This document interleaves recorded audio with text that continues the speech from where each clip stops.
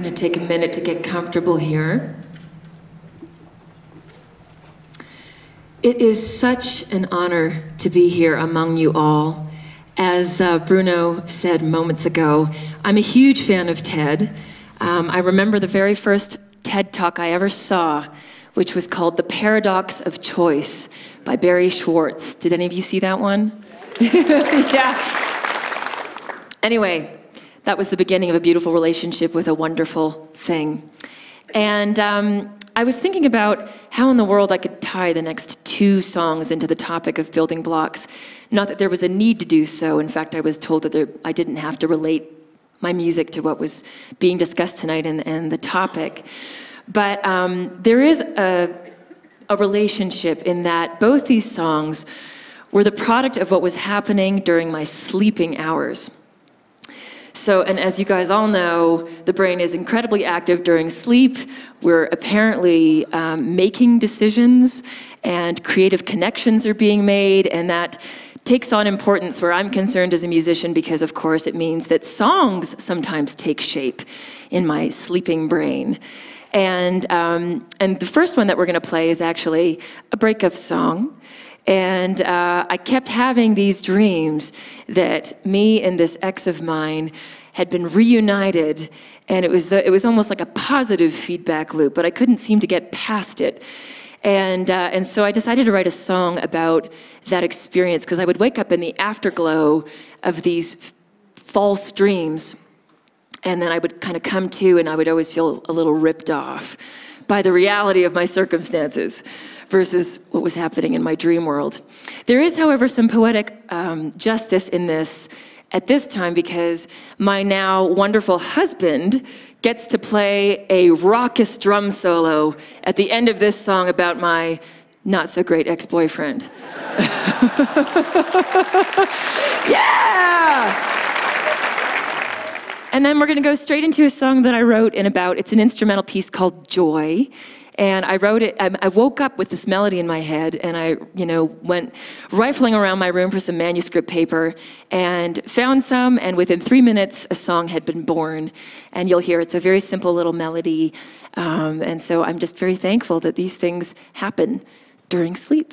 And for you math nerds, I should tell you, music math nerds more specifically, this first song called Upside Down changes meters a lot. So it's like in 7/4 and then 4/4 and then 5/4. So if you want to count along and then give me like a little map of what we did rhythmically, you're free to do so. Here we go.